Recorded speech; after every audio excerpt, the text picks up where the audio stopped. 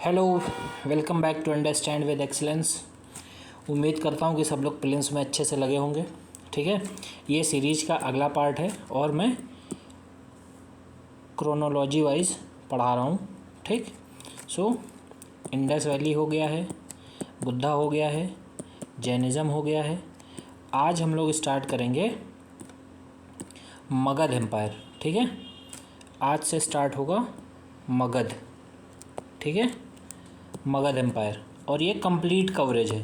यकीन मानो ये जो मैं सीरीज बना रहा हूँ, ठीक है, ये जब तुम्हारा एग्ज़ाम आएगा ना, जब एग्ज़ाम का 1 महीने बचेंगे, ये प्लेलिस्ट लगाओ और बस रिवीजन करते चले जाओ फटाफट फटाफट फटाफट। ठीक है, जिससे तुम्हें ये ना लगे कि तुम कुछ मिस करके आए हो, तुम्हें लगेगा कि तुम पूरा पढ़ के आए हो। ठीक, तो तुम्हारे अंदर एक कॉन्फिडेंस रहेगा। ठीक है, सो आज हम लोग स्टार्ट करेंगे मगध एम्पायर के बारे में। इसका किंगडम पढ़ेंगे, पूरा एडमिनिस्ट्रेशन सब कुछ पढ़ेंगे। थोड़ा सा जो ये पीडीएफ है बहुत पास पास लिखा है। ठीक है, तो नेक्स्ट पीडीएफ थोड़ा सा और दूर बनाऊंगा, लेकिन इस पीडीएफ में थोड़ा सा एडजस्ट कर लेना सब लोग। लेकिन जो कंटेंट मैं बता रहा हूँ, जो लिखी है इसमें स्लाइड, वो प्लीज़ प्लीज़ अच्छे से ध्यान देना। ठीक है, चलो मगध एम्पायर स्टार्ट करते हैं।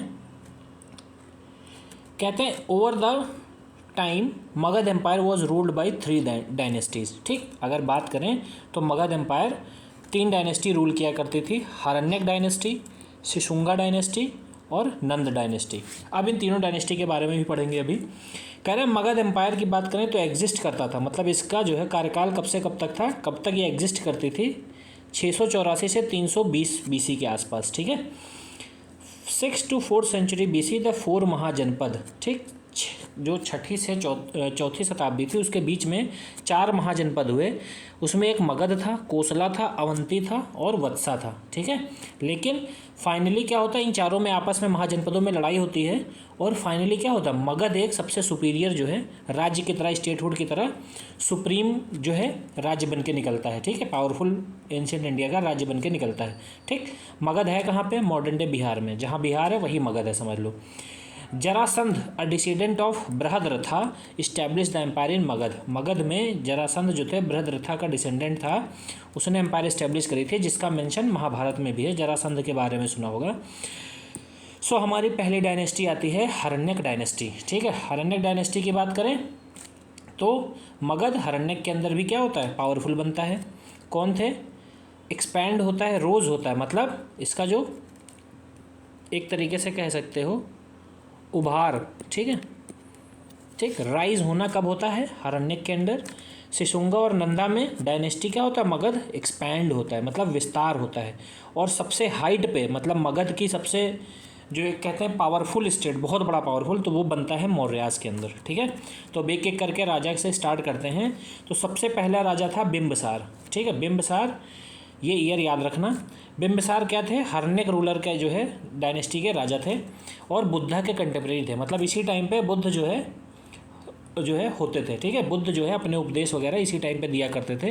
इनलाइटनमेंट हो चुका था उनको और वो इधर उधर घूम घूम के सरमन दे रहे थे। तो अगर क्वेश्चन आ जाए कि Buddha was the contemporary of which king, मतलब बुद्ध जो है, भगवान बुद्ध किस राजा के समकालीन थे, तो बिंबसार ऑप्शन होगा उसका सही। ठीक है, फिर क्या कह रहा है, Bimbisara was the first monarch. Monarch समझते हो क्या होता है, ऐसा मतलब प्रणाली, राज करने की ऐसी व्यवस्था जहाँ पे राजा ही रूल करेगा, बाकी सब उसकी प्रजा होगी। ठीक, वो क्या करता था बिंबिसार, परमानेंट आर्मी रखता था। ठीक है, और उसको क्या बोलते थे, सेनिया या श्रेनिया बोलते थे। बिंबिसार के जो फादर थे अंगा मोनार्क जो था, उनसे उनकी जो है फाइट होती है और इस चक्कर में क्या होता है, उनको बड़ा अपमान झेलना पड़ता है। बिंबिसार क्या करता है, अंगा किंग को हरा देता है, जीत लेता है ब्रह्मदत्त से रिटेलिएशन में। ठीक, क्योंकि उसके पिता का अपमान होता है, तो बिंबिसार क्या करता है, अंगा किंग को हरा के अपने कब्जे में ले लेता है। ठीक, he bolstered his status via marriage partnership. ठीक, उसको लगता था कि मैरिज के रिलेशन अगर बनाएंगे तो इससे क्या होगा, हमारा जो पास पड़ोस की दुश्मनी है वो ख़त्म हो जाएगी। He was the first monarch to command permanent army. ठीक, वो पहला ऐसा राजा हुआ अगर एंशिएंट हिस्ट्री में देखें जिसने परमानेंट आर्मी रखना शुरू किया। ठीक, उसके गाइडेंस में मगध रोज अ प्रोमिनेंस। प्रोमिनेंस मतलब बहुत इंपॉर्टेंट मगध बन के उभरा। ठीक है, उसके कार्यकाल में।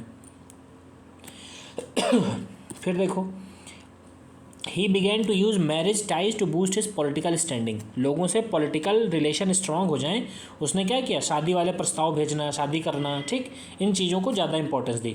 Magadh became the dominant force in the 6th century BC, अगर 6ठी शताब्दी में आए तो उस रीजन में मगध सबसे ज़्यादा डोमिनेंट फोर्स बन चुका था as a result of his conquest and diplomacy, so that Magadh is reported to have comprise 80,000 village, मतलब मगध राज्य जो था उसमें कितने गांव थे, 80,000 गांव हुआ करते थे, इतना ज़्यादा डोमिनेंस था, इतना बड़ा राज्य हो चुका था। बुद्धिस्ट रिकॉर्ड की माने अगर, जो बुद्धिस्ट लिटरेचर है, तो बिम्बिसार रेन 544 टू 492 BC, ठीक, ये टाइम पीरियड में बिम्बिसार जो है रूल किया करता था। कोई डेफिनेट आंसर नहीं है कि बिम्बिसार जैनिज्म प्रैक्टिस करता था या बुद्धिज़्म करता था, हालांकि दोनों जो रिलीजन के सपोर्टर हैं क्लेम करते हैं कि वो दोनों रिलीजन को फॉलो करता था, ठीक। तो ये बिम्बिसार की कहानी हो गई। अब दूसरा आते हैं अजातशत्रु पे। Ajatashatru succeeded to the throne by, जो है Bimbisara was succeeded to the throne by Ajatashatru, मतलब बिम्बिसार के बाद ये राजा आता है।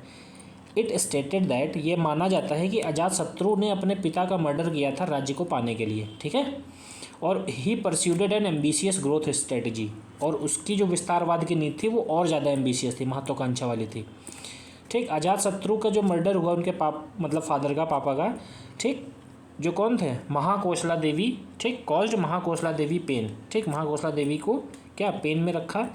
प्रसन्नजीत जो था किंग ऑफ कोसला, वो फिर अल्टीमेट क्या होता है, काशी छोड़ देते हैं, और उसी बैटल में क्या, कोसला को जो है वैंक्विस्ट कर दिया जाता है, ख़त्म कर देते हैं बिल्कुल पूरी तरह से।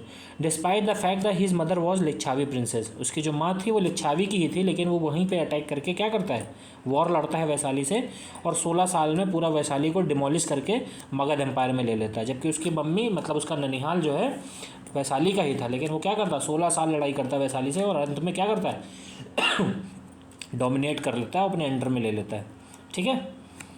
ही utilised a war engine to launch stone much like catapults, ठीक है, वो क्या करता था, वॉर स्टार्ट करने के लिए पत्थरों के टुकड़े जैसे कैटापल्ट्स, गुलेल से नहीं मारता, इस टाइप के उसके पास इक्विपमेंट्स हुआ करते थे। फिर चैरियट था विज मैसेस, मैसेस क्या होते हैं, जैसे वो देखिए बाहुबली मूवी, उसमें भल्लाल देव ना आगे पंखा वाला ब्लेड लगा के चलता था, ठीक। तो मास मर्डर, जब रथ उसका चलता था ना तो आगे काटते हुए पूरी सेना चलता था, ठीक। फिर उसके बाद बात करें अगर, फिर क्या है, Rajgriha responded to Avanti swearing by preparing for a invasion that never happened, ठीक है।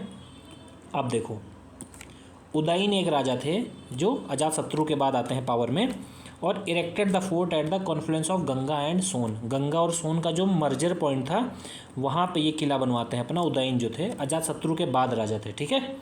सो अब नेक्स्ट क्या है, सिसुंगा डायनेस्टी, ठीक। सिसुंगा डायनेस्टी की बात करें तो उदयन जो राजा थे ये रिप्लेस कर दिए जाते हैं सिसुंगा डायनेस्टी से, ठीक है, और which briefly relocated the capital to Vaishali, कहाँ पे पहुँच जाती है अब राजधानी, Vaishali. They crushed Avanti strength, Shishunaga dynasty क्या करते हैं, अवंती की जो ताकत थी उसको क्रश कर देते हैं, मतलब मसल देते हैं। Putting an end to the conflict between Magadh and Avanti, और मगध और अवंती के बीच में जो लड़ाइयाँ हो रही थी वो पूरा मामला खत्म हो जाता है। फिर Kalashoka a Shishunaga monarch moved the capital from Vaishali to Pataliputra, Shishunaga dynasty में जब काल अशोका राजा बनता है तो वो क्या करता है, वैशाली से जो है फिर से पाटलिपुत्र कैपिटल को शिफ्ट कर देता है, ठीक है। फिर इवेंचुअली सिसुंगा को कौन हटाता है, नंदाज आते हैं वो हटाते हैं, ठीक। अब एक एक पढ़ेंगे, देखो। फिर क्या है, the last Haryanka king Girivraja was the capital, ठीक, जो सिसुंगा की कैपिटल थी वो गिरिवर राज थी। सिसुंगा का मोस्ट सिग्निफिकेंट अकम्पलिश, मतलब सबसे बड़ा काम जिन्होंने ये किया था ना, अवंती की जो पावर थी उसको डाउनफॉल कर दिया था, ठीक है, जिस which had it's capital in Ujjain, जिसकी राजधानी उज्जैन में हुआ करती थी अवंती की, ठीक है। This effectively ended Magadha and Avanti's 100 year conflict, जो मगध और अवंती के बीच में 100 साल का विवाद चला आ रहा था ये पूरी तरह से ख़त्म कर दिया सिसुंगा ने, इतना ज़्यादा वहाँ पे अटैक किया, एकम्प्लिश किया कि पूरा अवंती पावर ही ख़त्म कर दी, और Avanti became a part of Magadh empire and remain so until the end of Mauryan dynasty, ठीक है। फिर अंत तक अवंती जो है वो किसका पार्ट बना रहा, मौर्यन डायनेस्टी का ही पार्ट बना रहा। The capital was relocated to Vaishali, फिर से वैशाली पहुँच गई। अब आते हैं सिसुंगा का जो वो थे Kalashoka, Shishunaga son Kakavarna is the another name for him, तो काल अशोका का एक और नाम है काकावर्ण, ठीक है, तो ये याद रखना, आ जाए काकावर्ण तो काल अशोका ये समझना। Capital was relocated to Pataliputra by Kala Ashoka, फिर काल अशोका क्या करता है, पाटलिपुत्र वापस ले आता है राजधानी को। He was assassinated during the palace revolt that brought under Nanda dynasty to power. इसके महल में ही इसकी हत्या कर दी जाती है और इसके परिणाम स्वरूप क्या होता है, नंदा डायनेस्टी पावर में आ जाती है और सिसुंगा डायनेस्टी ख़त्म हो जाती है। एक इंपॉर्टेंट चीज़ जो मैंने बुद्धिज़्म में पढ़ाई थी, कालाशोका के टाइम पे ही बुद्धिस्ट की सेकंड काउंसिल होती है वैशाली में, तो ये याद रखना, ठीक है। फिर क्या करें, this council was called by Buddhist monk named यसा, ठीक है, who witness the Vaishali monk ignoring the doctrine, ठीक। इस काउंसिल के कौन थे, बुद्धिस्ट मॉन्क जो यसा करके थे, ठीक है। फिर आते हैं अब नंदा डायनेस्टी पे, ठीक। The Nandas were formidable monarch. Formidable का मतलब होता है बहुत विकट, बहुत ही कठिन, मतलब बहुत सख्त वाले मोनार्क। मोनार्क मतलब राजा, बहुत टाइट रूलर, ठीक है। महापद्मनंदा जो राजा था उसको एकरत भी बोलते थे, एक चत्रा भी बोलते थे, या सर्वशस्त्रंत्रका बोलते थे, सर्वशस्त्रंत्रका, ठीक है। क्या था, ग्रेट कॉन्करर था, बहुत बड़ा ये वो था, सब जगह विजेता रहता था। एका का मतलब था entire planet under one canopy, ठीक है। सर्वशस्त्रंत्रका का मतलब था annihilated of all Kshatriya kingdom at the period, मतलब जितने भी क्षत्रिय राजा थे उन सबको एनिहिलेट कर देना, बाहर कर देना, ठीक है। दो मतलब थे इसके। महापद्मनंद की बात करें तो इंडिया का फर्स्ट हिस्टोरिकल एम्परर मानते हैं। चंद्रगुप्त मौर्य इंडिया का फर्स्ट एम्परर था, बट महापद्मनंद कौन था, हिस्टोरिकल एम्परर, ये याद रखना, ठीक है। ही असैसिनेटेड कालाशोका टू बिकम किंग। महापद्मनंदा ने कालाशोका को मारा था, और किस लिए, राजा बनने के लिए। उसका जो ओरिजिन है कि कहाँ से उसका वो हुआ था वो अननोन है। He was the son of last Shishunaga monarch, ठीक, एंड ए शूद्रा लेडी। जो सिसुंगा मोनार्क थे, सिसुंगा का जो राजा था आखिरी, उसका और एक शूद्र लेडी थी, उसका ये बेटा था, ठीक है, according to Purana. He was the son of barber and harlot. Harlot का मतलब होता है जो वैश्या, और बार्बर मतलब नाई, according to certain Jain writing, ठीक। कुछ जैन राइटिंग में ये भी लिखा है कि महापद्मनंदा कौन था, एक नाई और एक वैश्या का लड़का था। और जो ग्रीक राइटर थे, ठीक, कर्टियस, उनके हिसाब से, ठीक है, ये बात लिखी है, बट पुराण में लिखा है कि सिसुंगा मोनार्क और एक शूद्र लेडी का बेटा था ये, ठीक है। अब ये सब याद करने वाली चीज़ें। As a result the Nandas were labelled Adharmika, those who violate dharma rules. इसीलिए नंदाज को बोला जाता था अधर्मी, ठीक है, क्योंकि इनका ओरिजिन क्या है, एक बार्बर एक हैरलट, इसलिए अधर्मी बोला जाता था।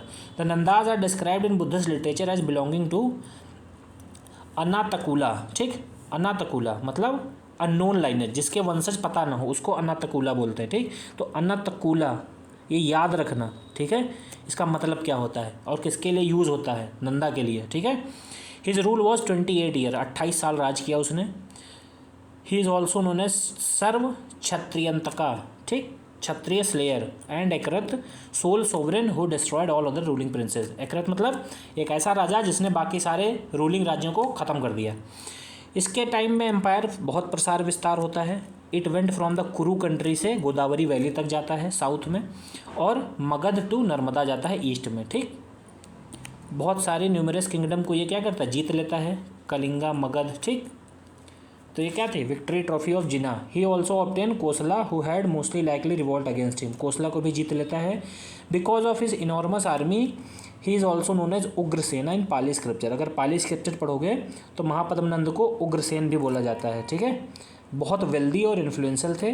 2 लाख आदमी होते थे, 60,000 घुड़सवार, 6,000 हाथी, ठीक है। इतना सब इनकी सेना में हुआ करता था। अब आता है नेक्स्ट राजा धनानंद। वो कौन था, फाइनल एम्परर था, ठीक है, नंदा डायनेस्टी का। उसको अग्रमस या जैंड्रमस बोलते हैं ग्रीक भाषा में, ठीक है। इसके ही टाइम पे अलेक्जेंडर नॉर्थ वेस्ट इंडिया से जो है भारत में अटैक करते हैं। He was unable to advance the Gangetic plain due to armies resistance, ठीक है। बट वो अलेक्जेंडर आ नहीं पाता है अंदर तक, क्योंकि उस टाइम उसकी आर्मी रेजिस्टेंस कर देती है। सिकंदर की आर्मी बोलती है अब आगे नहीं जाएंगे। धनानंद को भी अपने बाप की मतलब जो फादर की दौलत मिली थी, उसके भी पास कितने 2 लाख ट्रूप, 20,000 घुड़सवार, 3,000 हाथी, 2,000 रथ, है ना। स्टैंड बाई पे रहते थे कि जाके सीधे लड़ाई करनी है। ग्रेट मोनार्क ये भी बना। फिर ऐसा माना जाता है कि महापद्मनंद के 8 या 9 बेटे थे, उनमें से ये एक था, ठीक है, धनानंद। फिर उसको क्रेडिट दिया जाता है नंदो पक्रमणि, ठीक है, नंदो पक्रामणि। नंदो पक्रामणि क्या है, एक तरह का मेजरमेंट है, कोई चीज़ नापने की चीज़ है, तो इसको इस चीज़ के लिए क्रेडिट किया है। तो नंदो पक्रमी आ जाए, पक्रामणि, ठीक, नंदो पक्रामणि तो आप याद रखना कि ये नंदा डायनेस्टी से रिलेटेड है और धनानंद से रिलेटेड है, ठीक है। वो बहुत ज़्यादा अनपॉपुलर हो गया, मतलब लोग उसको पसंद नहीं कर रहे थे, क्योंकि क्या था, प्यूनिटिव टैक्सेशन था, बहुत ज़्यादा टैक्स था और प्यूनिटिव था, मतलब नहीं दिया तो सज़ा मिलेगी, ठीक है। फर्दर मोर उसकी जो शूद्रा मतलब शूद्र वंशज से था, क्षत्रियों के खिलाफ था, ठीक है। तो इस वजह से क्या लोग उसके खिलाफ हो गए थे। Finally he was deposed by Chandragupta Maurya और चाणक्य, और अंत में चाणक्य और चंद्रगुप्त मौर्य क्या करते हैं, इसको वहाँ से एम्पायर से एक्सपेल्ड करते हैं, बाहर करते हैं, और फिर जो है मौर्यन एम्पायर स्टार्ट हो जाता है। अब आते हैं कॉजेज ऑफ राइज। राइज कैसे होता है, मगध एम्पायर इतना बड़ा कैसे बन गया। पहली बात थी फिजिकल लोकेशन की, ठीक। राजगीर और पाटलिपुत्र बहुत क्रूशियल एरिया थे, वहाँ पे ये था। नेचुरल रिसोर्स की बात करें, आयरन जो है बहुत अच्छे से यूज़ होता था, ठीक है। इनके पास जो वेपन थे वो बहुत खतरनाक थे। फिर गंजेटिक प्लेन जो गंगा वाला मैदान था, वहाँ पे एल्यूवियल सॉइल इतनी थी कि रेनफॉल भी अच्छा होता था, तो कल्टीवेशन के लिए एक नंबर जगह थी। इकोनॉमिक हेजमनी की बात करें तो पूरे गंगा रीजन को मगध ही कंट्रोल करता था, तो ट्रेड में भी इनको जो है फ़ायदा काफ़ी होता था। बिम्बिसार ने जब अंगा जो है अपने कब्जे में ले लिया तो क्या हुआ, चंपा रिवर तक जो है इनका एक्सेस बढ़ गया, ठीक है। So rise of city and the use of metal money increase trade and commerce, और मेटल मनी का इंट्रोडक्शन भी हो गया था, टोल भी इम्पोज किए जा रहे थे। तो ये सब रीजन थे जिनकी वजह से क्या हुआ, ये राइज। फिर क्या कह रहा है, इसकी कलिंगा के पास प्रॉक्सिमिटी थी, तो एलिफेंट भी बहुत ज़्यादा मैसिव स्केल पे यूज़ होते थे, ठीक। लीडर क्या थे, एम्बिशियस थे, और उनका एक एजेंडा हुआ करता था कि एक्सपेंशन करना है, अपने राज्य को बढ़ाना है, ठीक। ब्राह्मण जो थे सोसाइटी को कंट्रोल नहीं करते थे। मगध के मोनार्क जो थे पुअर एंसेस्ट्री थे, ठीक है, मतलब इनके जो वंशज थे वो एक तरीके से शूद्रा कम्युनिटी से आते थे। मगध एम्पायर का सेंट्रल एडमिनिस्ट्रेशन, ठीक, जो केंद्र में राज था, तो मगध क्या था, हेरिडेटरी मोनार्की, मतलब बाप है फिर बेटा बनेगा फिर उसका बेटा, ऐसा था, ठीक है। कहाँ पे है, बिहार में, पता है। एम्परर क्या करता था, एब्सोल्यूट पावर, जो बना दिया रूल वही होगा, सबको फॉलो करना है, ठीक। And was the source of all authority, जितनी पावर होगी सब राजा के पास होगी। उसके पास क्या थे, मिनिस्टीरियल काउंसिल थी, मंत्री हुआ करते थे जिसको सलाह देते थे, जिनको मंत्री परिषद बोलते थे, ठीक है। राजभट्ट मीन्स गार्डियन ऑफ ट्रैवलर, ठीक। राजभट्ट का मतलब होता था ट्रैवलर ऑफ गार्डियंस, ठीक है। लाइव्स एंड गुड्स, ठीक, जो लाइव्स एंड गुड्स जो ट्रैवलर होते थे उनका गार्डियन हुआ करता था राजभट्ट का मतलब। मिलिट्री की बात करें, आप ऊपर भी पढ़ चुके हैं कि मिलिट्री इनके पास सबसे ज़्यादा स्ट्रॉन्ग मिलिट्री थी। अब इसमें कुछ ऐसा वो नहीं है फैक्ट वाली चीज़ जो तुमको याद करनी है, तो इसलिए मैं इसको स्किप कर दे रहा हूँ, इसमें कुछ भी ऐसा नहीं है। एडमिनिस्ट्रेशन अच्छे से समझ लो। लोकल एडमिनिस्ट्रेशन की बात करें तो Bimbisara carried on Magadh territorial expansion, Bimbisara ने बहुत बड़ा विस्तार किया। पहली बात कैसे, पास पड़ोस के राज्यों से शादी करके, युद्ध करके, लड़ाइयाँ करके। परिषद, किंग की जो एडवाइजरी काउंसिल थी इंटायरली मेड अप ऑफ ब्राह्मण, उसमें कौन थे, ब्राह्मण हुआ करते थे। प्रीवियस असेंबली लाइक सभा और समिति क्या थी, वैनिश कर दी गई और उनकी जगह पे परिषद आ गए, ठीक है। विलेज क्या था, स्मॉलेस्ट एडमिनिस्ट्रेटिव एंटिटी, गांव सबसे छोटा प्रशासनिक स्तर का समझ लो वो था, ठीक है, एरिया था। ग्रामिका जो थी, Gramika village enjoyed a great deal of autonomy, तो ग्रामिका को जो डील करते थे उनको ग्रामिका बोलते थे, गांव को जो डील करते थे एडमिनिस्ट्रेशन को वो ग्रामिका थे, और उनके पास ऑटोनॉमी थी, मतलब फैसला लेने की स्वतंत्र आज़ादी। फिर प्रदेशिका कौन थे, गवर्नर, राज्यों के गवर्नर को प्रदेशिका बोलते थे। प्रदेशिका, प्रदेश होते हैं ना जैसे प्रदेश बोलते हैं, या डिस्ट्रिक्ट मजिस्ट्रेट बोलते थे। अब ये बहुत इंपॉर्टेंट है, ये आ रखे हैं क्वेश्चन, प्रदेशिका का मतलब बताओ, है ना, गवर्नर ऑफ प्रोविंसेस। फिर मगध एम्पायर का रेवेन्यू एडमिनिस्ट्रेशन, इनके पास पैसा कहाँ से आता था, तो रेगुलर बेसिस पे ये टैक्स कलेक्शन किया करते थे, ठीक है। कस्टम ऑफिशियल्स भी थे, ठीक, जिनको कम्मिका बोलते थे। कस्टम ऑफिशियल्स को क्या बोलते थे मगध एम्पायर में, कम्मिका, याद रखना। टोल ऑफिशियल को शुल्क अध्यक्ष बोला जाता था, ठीक है।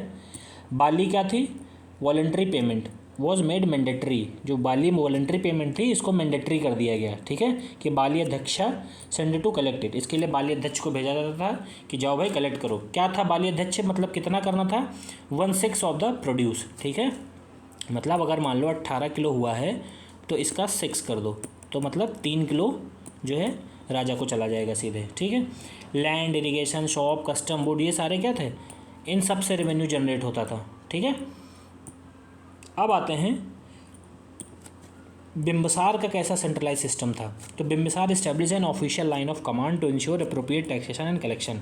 बिम्बिसार ने क्या किया, एक पूरी जो है कमांड चेन बना दी, ठीक, जिससे टैक्सेशन को वसूलने में दिक्कत ना हो।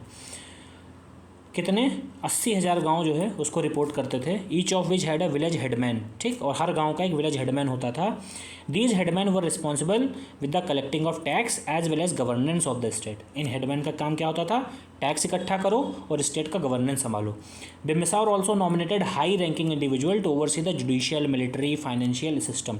बिम्बिसार ने कुछ हाई रैंकिंग इंडिविजुअल्स को भी अपॉइंट किया था जो जुडिशियल मैटर, मिलिट्री वाले मैटर, ठीक, कोई वित्तीय मामला है तो इन सबको देखते थे, ठीक है। Any official proven to be lethargic or a non performer was replaced but he also listen to the sensible counsel of his closest high ranking minister.